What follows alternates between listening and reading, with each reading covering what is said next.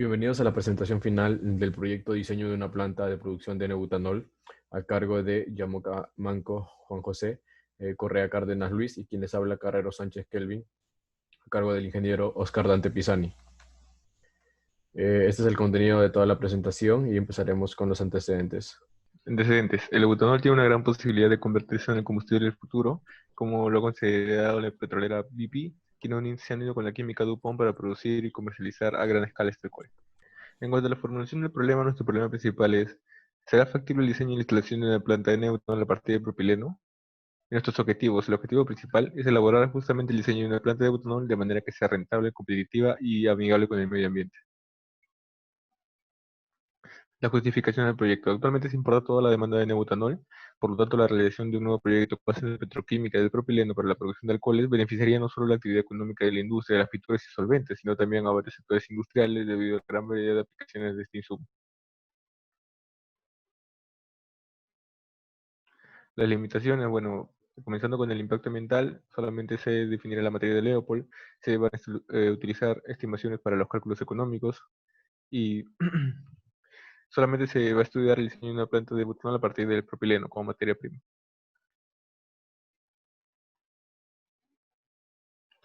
La hipótesis es saber si será factible la instalación de una planta de butanol a partir de propileno con la capacidad de satisfacer la demanda nacional y la demanda sudamericana requerida. El marco teórico: el butanol se obtiene a partir de olefinas, generalmente en dos procesos típicos, que es la hidroformilación y luego la hidrogenación, para la obtención del alcohol. Las aplicaciones tienen diversas, tanto en la industria química textil como en la industria mecánica y en la industria química. Las propiedades más importantes del butanol van a ser su punto de ebullición y su presión de vapor.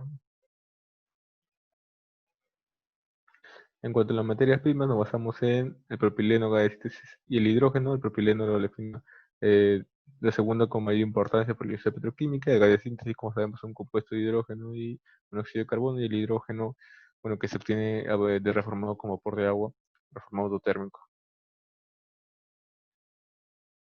En cuanto a los insumos, los principales insumos para este proceso se consideran el catalizador de hidroformilación con el catalizador de hidrogenación, el catalizador de hidroformilación compuesto de rodio y el catalizador de hidrogenación compuesto en base a níquel. El estudio de mercado: en la siguiente tabla se puede observar se puede observar la importación de butanol en el Perú de los años 2010 a 2019 en toneladas métricas por año. Los principales mercados importadores o compradores son compañías de pintura y compañías afines a la industria farmacéutica, como se puede observar en la tabla, y también se mencionan las ubicaciones en las cuales se establecen estas compañías. La demanda de butanol en la América del Sur. En la tabla se puede observar de los años 2015 a 2019 quiénes son los mayores importadores o compradores de butanol en la sección de América del Sur, siendo el principal Brasil, seguido por Colombia, luego de Argentina. La oferta de oxalcoholes en el mundo: el N-butanol es el segundo oxalcohol de mayor importancia, solo después del 2-etilhexanol. Las exportaciones de Estados Unidos hacia América del Sur: se considera que Estados Unidos es un país principalmente proveedor, y los países a los que les vende son Brasil, México, Colombia, Argentina, siendo el mayor comprador Brasil. En cuanto al estudio de la materia prima propileno, en este cuadro tiene la finalidad de elegir quién va a ser nuestro proveedor de dicha materia prima y cuál sería el precio unitario en dólar por kilogramo. En cuanto al análisis del precio del N-butanol, que es nuestro producto, entre los años 2010 y 2019 se compró una cantidad aproximada de 7.294 y con un precio promedio de $1.8 por kilogramo. En cuanto al análisis del precio, se muestra a continuación los costos de las materias primas e insumos principales para el proceso, siendo el propileno $0.7 por gramo, según el estudio que hemos podido ver en la tabla anterior. El gas de síntesis, que es un promedio entre los valores mínimos y máximos según la literatura. El hidrógeno, con un precio de $1.000 por tonelada métrica. El catalizador de hidroformilación, un catalizador altamente costoso, alrededor de $2.800 por kilogramo. el ligando de trifenilfosfina alrededor de $94 por kilogramo y el catalizador de hidrogenación con un peso más bajo y más rentable de $15 por kilogramo. Bueno, Bueno, continuando con la exposición sobre el estudio técnico de la planta, se proponen dos posibles terrenos para la localización, en Lima y en Piura.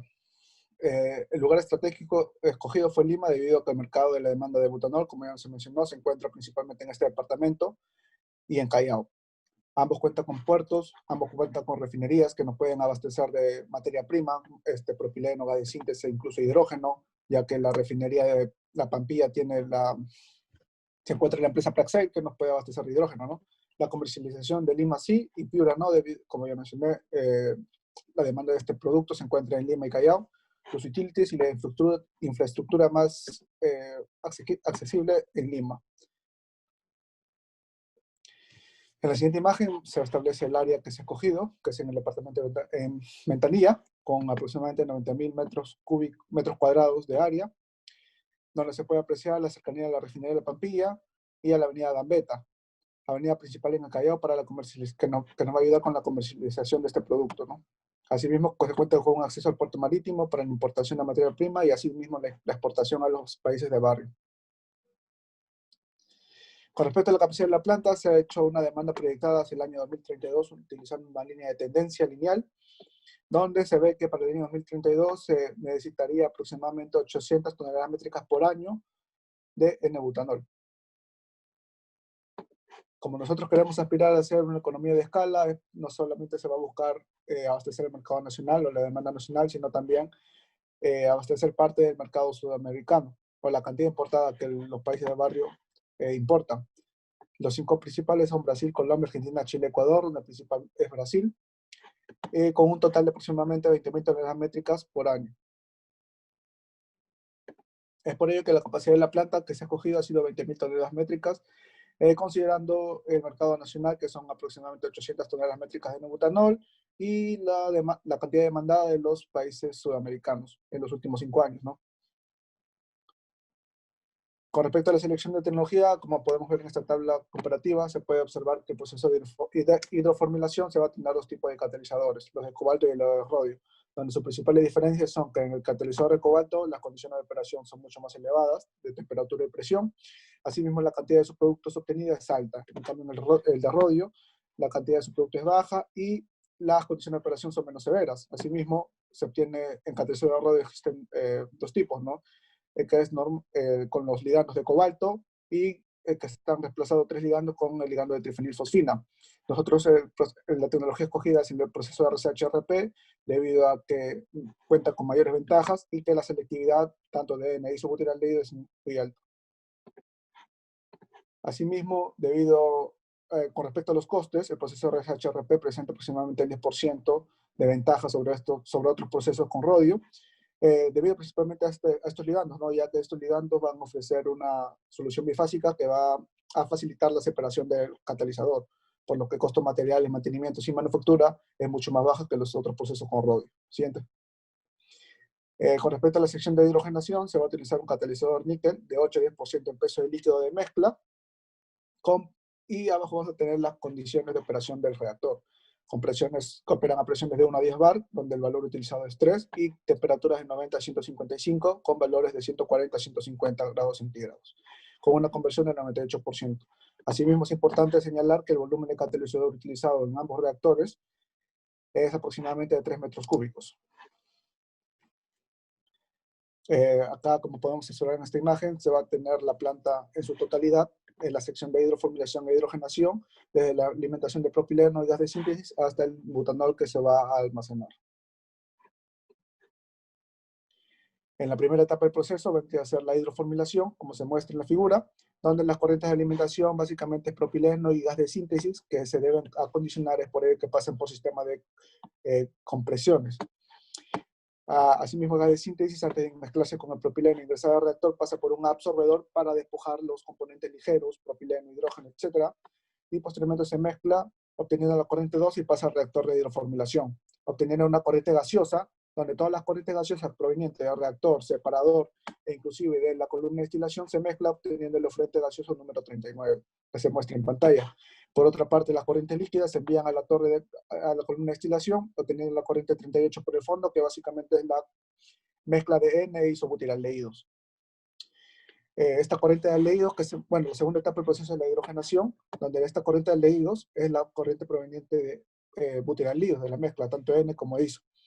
Esta pasa por un sistema de precalentamiento que se precalienta con la corriente gaseosa que sale del reactor de hidrogenación, que es un reactor de conversión, donde el producto líquido, la corriente líquida que sale de este reactor, vendría a ser trazas también, ¿no? Asimismo, el producto que sale de la sección de precalentamiento ingresa a una columna C107, donde por el tope se va a obtener productos ligeros, básicamente hidrógeno. Y por el fondo se va a tener productos que se van a ir a la columna de destilación o columna separadora de alcoholes, obteniendo así tres corrientes: los gases, el isobutanol y el N-butanol. Los gases prácticamente son trazas de producto. El isobutanol contiene el isobutanol y asimismo el butiraldehído, debido a que el butiraldehído contiene menor punto de ebullición que los alcoholes. Y por el fondo de la columna vamos a tener el N-butanol, que se va a condicionar para almacenar y vender. El balance de materia, como hemos mencionado, la planta se ha diseñado para abastecer 20.000 toneladas métricas por año de N-butanol. En la tabla de abajo podemos ver las corrientes de entrada en toneladas métricas por año, donde el más importante a resaltar es la cantidad de rodio utilizada, que vendría a ser 3 kilogramos por año, debido a que básicamente el reactor contiene en su mayoría la solución acuosa y ligando de trifenilfosfina. El balance de materia de hidroformilación, vamos a tener los dos procesos. El primer proceso de RSHRP, que es la hidroformilación, la corriente de entrada vendría a ser propileno y gas de síntesis, la corriente de salida, las corrientes 39 y 38. Las corrientes 39 vendría a ser todas las corrientes gaseosas que ya mencioné, provenientes del separador y del reactor, y que básicamente es monóxido de carbono, butanal, hidrógeno, inclusive propileno que no ha reaccionado. Por otra parte, la corriente 38 vendría a ser la corriente de aldehídos, que es la mezcla de N e isobutiraldehídos.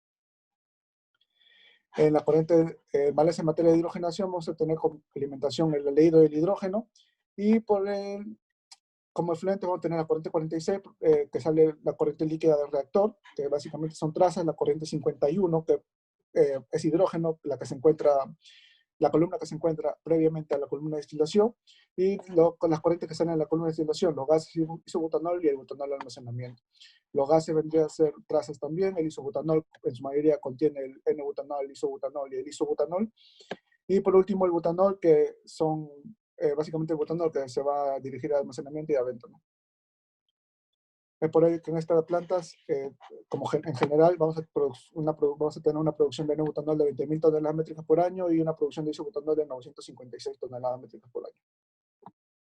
Con respecto al layout, podemos ver las dos unidades, la unidad de proceso 1 y 2, que vendría a ser la hidroformilación e hidrogenación respectivamente, asimismo sus tanques de gas de síntesis y propileno, necesarios para la reacción, pero lo más importante es la rosa y los vientos, donde el viento sabemos que va de sur a norte. Es por ello que en el norte de estas unidades de proceso no debe haber ningún edificio debido a la presencia de vapores extraños o contaminantes. Con respecto al diagrama organizacional, vamos a tener una gerencia, un jefe de turno, un jefe de operaciones para toda la planta, un área de producción que va a estar compuesta por jefes de área operarias que van a operar la planta, ¿no? El área de seguridad, que va a ser la seguridad industrial y salud profesional, el área comercial, el departamento de ventas y la contabilidad, y asimismo el área de mantenimiento administrativo y el personal auxiliar. Bien, continuando ya con la parte económica y de financiamiento del proyecto. Primero tenemos que ver algunos parámetros o consideraciones antes de poder hallar el costo total de inversión de la planta. Tomamos en cuenta tanto la vida de horizonte de la planta, como hemos considerado 10 años, así como también los impuestos y las tasas de interés, tanto para la parte financiera, para la parte del financiamiento propio, como para la parte de la entidad bancaria, que en este caso se toma una tasa económicamente activa de 15%, ¿no? Para el caso del financiamiento propio se tomó una tasa de descuento del 13%. También es importante tomar en cuenta el consumo de materia prima, luego lo que se obtuvo del análisis de precios y también de los servicios tanto de agua industrial como de energía eléctrica, para tomar en cuenta las cargas variables del proyecto. Para determinar el costo total de inversión nos hemos basado en los costos de los equipos, para lo cual hemos usado el programa o el software Capcos como complemento de Excel, y así determinamos los precios. Acá podemos ver todos los compresores utilizados en la planta de hidroformilación e hidrogenación, así como también los intercambiadores, ¿no? También tenemos los separadores, las columnas tanto absorbedoras como la destilación de aldehídos y de alcoholes. Las bombas utilizadas más que todo en la etapa final ya para almacenamiento del producto final. Con respecto a los reactores y tanques de almacenamiento, debido a que el CAPCOS no tiene la opción para poder determinar el costo de estos equipos, para el caso de los reactores de hidroformación e hidrogenación nos hemos basado en la bibliografía, la cual nos indica que a partir de su diseño, en este caso el volumen y unos parámetros, y también algunos factores económicos como el Chemical Index, en este caso de la tabla de la 2006, por lo que tomamos en cuenta el del mayo de 2020, que es el último valor obtenido, para determinar el costo tanto del reactor de hidroformulación como el de hidrogenación. Con respecto a los tanques, de igual manera se revisó la bibliografía y de acuerdo a la cantidad o la disposición de materia prima de la planta, tanto de propileno, gas de síntesis, hidrógeno y la parte de almacenamiento de butanol, se determinó el costo de cada tanque, ¿no? Así como también su capacidad. Así ya tenemos los costos totales de los equipos, siendo un total de aproximadamente casi 11 millones de dólares. En base a ello hemos determinado el capital fijo primero, en base al porcentaje o un rango de porcentaje de los costos directos e indirectos, ¿no? Dentro de los cuales tenemos el ICBL, la parte amarilla, y el OCBL, la parte de azul, en la que básicamente abarca los servicios y las instalaciones eléctricas. Así hemos determinado el capital fijo y a partir de estos factores ya determinamos lo que es el costo total de inversión de la siguiente manera. Entonces vemos primero lo que son los gastos administrativos, de acuerdo al diagrama organizacional establecido y de acuerdo a su sueldo anual. Determinamos un costo total de $124 por cada tonelada métrica de butanol que se va a producir. Y también se toma en cuenta el capital de trabajo, las cargas variables, ¿no? Lo que es la materia prima, insumos químicos y los servicios industriales, en la que se obtiene a partir de por tonelada métrica de butanol. Eso sumado a los gastos administrativos anteriormente mostrados, se va a obtener lo que son los costos de operación totales de la planta. También a partir de ello determinamos los gastos de arranque los 3 primeros meses, ya que de ello va a depender el capital de trabajo que se asume, que es 2 veces los 3 primeros meses del costo de operación. Además se toma en cuenta el interés intercalado, que es un porcentaje del capital fijo hallado anteriormente. Y la suma de todos estos factores se va a determinar en la inversión total, ¿no? El capital amortizable, como más el capital de trabajo hallado a partir de los costos de equipos, siendo un total de 71,9 millones de dólares el costo total de inversión de la planta. Entonces, una vez ya tenido el costo total de inversión de la planta, vamos a pasar a la etapa de financiamiento, ¿no? Para lo cual hemos tomado en cuenta que el capital propio va a ser un 40%, es decir, que el capital, el capital total o el total de inversión, el 40% va a ser del financiamiento propio, de inversionistas propios, y la parte del 60% es de la entidad bancaria, ¿no? Entonces acá se toman dos tasas, ¿no? Una tasa es la tasa de inversión, que se considera 13%, y la tasa de la etapa de la deuda, bueno, de la parte de la deuda, que es la TEA, ¿no?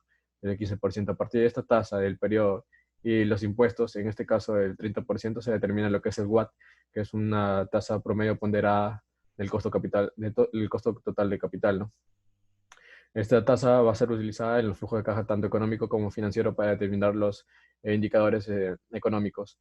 Entonces, primera etapa del financiamiento es realizar el cronograma de pagos a partir de la TEA del 15% y del el periodo, que son 10 años, determinamos lo que es la cuota anual, ¿no? Es la cuota que se va a tenerse que pagar, que es la suma de los intereses y la amortización. Así, a partir del cronograma de pagos, obtenemos los intereses totales luego de los 10 años. Y también para poder determinar el flujo de caja en primera instancia, las pérdidas y ganancias del proyecto, es necesario tomar en cuenta una carga fija para la etapa de egresos, que está en función en porcentaje del ICBL y el OCBL de la planta hallados anteriormente. Entonces, podemos ver primero, antes de realizar o ver lo que es el estado de pérdidas y ganancias y los flujos de caja, es importante ver lo que es la depreciación de la planta. Se toma en cuenta en función del ICBL y el OCBL. Básicamente el ICBL es la parte de las unidades, ¿no? De los procesos, y el OCBL es la parte de servicios de la planta, ¿no? En función de ello y su porcentaje de depreciación anual, obtenemos cuánto se deprecia anualmente y luego de los 10 años su valor residual o valor de rescate, también conocido. Entonces podemos ver en el estado de pérdidas y ganancias las ventas, que son los ingresos, de acuerdo al precio de butanol que hemos considerado $2.000 por tonelada métrica y a la capacidad de la planta 20.000 toneladas métricas anuales, obtenemos los ingresos. Y los costos de producción a partir de los gastos de operación y de la carga fija, ¿no? También se toma en cuenta la depreciación anual y los gastos financieros, en este caso los intereses, a partir del cronograma de pagos. Y tenemos lo que es la utilidad antes de impuestos, ¿no? Ya los impuestos son 30%, ese sería los impuestos a partir de esta utilidad, que se toma en cuenta en el flujo de caja. Y tenemos la utilidad neta en el estado de pérdidas y ganancias para cada año. Es así que tenemos ya el flujo de caja económico, tenemos los ingresos anuales y tenemos el valor de rescate luego de los 10 años, que es luego de haber depreciado la planta en su periodo de tiempo, ¿no? Tenemos así total de ingresos, los costos de producción hallados con la carga fija y gastos de operaciones, los impuestos, el cronograma de pagos, básicamente que viene de la estado de pérdidas y ganancias, el impuesto a la renta, y la inversión se toma en cuenta como si fuera toda la total inversión de capital propio, ¿no? Debido a que es el flujo de caja económico. Lo que lo diferencia del flujo de caja financiero es que en este caso se toma el préstamo ya del banco como un ingreso, que es el 60% del costo total de inversión total negativa, y es por eso que tenemos en el año cero un flujo de caja neto negativo, que es igual al capital propio, que es el 40% del total de inversión. Lo que le diferencia, como mencioné, del flujo de caja económico es que se toma en cuenta los intereses y la amortización en este caso, y de igual manera se toman los impuestos, ¿no? Y se tiene el valor de rescate, digo, de la depreciación luego de los 10 años. Y se puede ver que a partir del año 1 ya se tiene flujo de caja positivo, ¿no? Entonces, a partir de ello, y como mencioné anteriormente, a partir de la tasa promedio ponderada, que la UAT salió aproximadamente 12%, que es la que relaciona básicamente la parte financiera y la parte financiada ya por el banco. Y se obtuvo que, por ejemplo, en el indicadores económicos por el flujo de caja económico se tiene un valor de 24 millones y por el caso de financiero 18 millones, como 18,8 millones, ¿no? Y el TIR de igual manera salió en el económico 19% y en el financiero, que es el que más se analiza, es el 25%. Cabe recalcar que el banco pone como una tasa o un TIR mínimo de 24% por lo que cumple con la condición y se tiene un periodo de recuperación de 3,98. En este gráfico se puede ver, ¿no? En las axis se tiene la tasa y en las ordenadas se tiene lo que es el BAN. Como bien se sabe, cuando se tiene un BAN positivo, el proyecto es económicamente viable, es decir, en esta zona, cuando el BAN es positivo, y cuando es negativo, a partir del TIR, cuando el BAN se hace cero, el proyecto se vuelve económicamente inviable. Otro punto importante en el proyecto a recalcar es el estudio de riesgos. En el transcurso del desarrollo del proyecto, una vez puesto en marcha, pueden surgir riesgos, tal es el caso como la baja demanda o la falta de insumos y materia prima y o servicios. Aumento del precio de las materias primas, baja en el precio del producto. Todos estos riesgos se va a tener que tomar en cuenta un plan de contingencia. Por ejemplo, en el caso de la materia prima, un posible plan podría ser más autónomos de nuestra materia prima, es decir, poder producirla en nuestra propia planta y así poder disminuir este riesgo. Otro punto importante también es el estudio de impacto ambiental. En este caso hemos tomado en cuenta, nos hemos basado en un scoping, que es una etapa previa o como base que va a servir para un posterior EIA, una evaluación de impacto ambiental, que es más desarrollada o más compleja. Pero básicamente en el scoping se ve lo que es los impactos que son significativos dentro del proyecto. Entonces, toma en cuenta tanto actividades como factores. Dentro de las actividades, hemos tomado en cuenta el almacenamiento, transporte y actividades de producción. El almacenamiento, por ejemplo, en los tanques de almacenamiento se pueden emitir vapores a la atmósfera o puede filtrarse en el suelo. Estos son los aspectos que va a botar nuestra planta. En el transporte se puede tomar en cuenta los gases de combustión que son emitidos por los trailers o los camiones. Y en la etapa de producción se toma en cuenta la hidroformulación y la hidrogenación, ¿no? Se tiene principalmente gases, como se pudo ver en la etapa del diagrama de flujo de la simulación, hay corrientes o salidas de gases, tanto en ambas zonas, ¿no? Como mencioné, otro factor, se también toma en cuenta los factores ambientales. En este caso hemos tomado en cuenta el suelo, la atmósfera y el agua.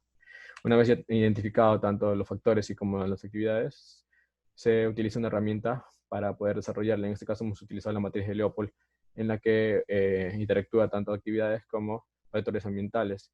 Es así que en las columnas tenemos las actividades, en las filas los factores ambientales, y de acuerdo en consideración que una actividad puede tener o no un impacto significativo, se califica según su importancia y su impacto. Y podemos ver que en la etapa, bueno, el factor atmosférico es el que es más afectado negativamente. Y en la parte de actividades, el fluente gaseoso de la zona de hidroformulación es el que más impacta negativamente al ambiente. Luego de un scoping o de un estudio de impacto ambiental, siempre se sacan algunas recomendaciones en el cual se plantean algunas soluciones a estos impactos significativos y un monitoreo también. Por ejemplo, en el caso de la zona de hidroformulación, este fluente gaseoso en su mayoría tiene gas de síntesis, entonces se puede plantear un reciclo, parte de un reciclo al proceso, y otra parte puede ser quemado al flare. Y luego se tendría que monitorear estos gases que son quemados para asegurarse que no se pasen los límites máximos permisibles, según la normativa peruana. De igual manera, también se tiene gases en la etapa de hidrogenación, principalmente una salida de gas concentrada de hidrógeno. Se puede utilizar una metodología de membranas, por ejemplo, para poder hacer que la corriente se purifique o cumpla con las condiciones de reciclo, ¿no? Finalmente vemos las conclusiones del proyecto. La principal conclusión es con respecto al factor limitante del proyecto. En este caso hemos considerado que toda la materia prima va a ser importada. Hay un riesgo por ese aspecto, debido a que vamos a depender de los precios que se tengan en el exterior. Entonces, si nosotros planteamos, como mencioné, una autonomía de la materia prima, nuestro proyecto no solamente va a ser más económicamente viable, sino que también, como sabemos, el gas natural, eh, tenemos un recurso como es el gas natural que, si en un futuro se desarrolla su masificación y su petroquímica básica principalmente, vamos a obtener lo que es el propileno, el gas de síntesis, el hidrógeno, y todos esos gastos de cargas variables se reducirían considerablemente. Otra conclusión importante es con respecto al estudio económico. El BAN salió 18 millones, lo que es mayor a cero, y un TIR de 25%, lo que hace económicamente viable la instalación de la planta de butanol. Y además, el periodo o el payout de retorno de inversión es de 3 años y 11 meses, por lo que el proyecto es atractivo a los inversionistas bancarios. Finalmente, se presentan unas recomendaciones. Primero es la ampliación de la capacidad de producción de butanol generaría un menor costo de producción, permitiendo competir en el mercado sin afectar el valor recto neto. Esto hace referencia a lo que es la economía de escala, que cuando se llega a una máxima producción, reduciendo los costes, es el objetivo, ¿no?, de poder llegar a este punto. Otra recomendación es realizar un estudio más extendido con las corrientes gaseosas, tanto de hidroformulación como hidrogenación, como se vio en el estudio de impacto ambiental, y poder proponer alguna solución como para poder reciclarlo, parte de ello, y ser más eficiente el proceso. Finalmente se tiene un estudio posterior en la parte de productos, también se tiene lo que es el isobutanol. Si bien es cierto, es mucho menor que la producción de neobutanol, se puede considerar producirlo anualmente. Y estas son las bibliografías empleadas. Eso sería todo. Muchas gracias.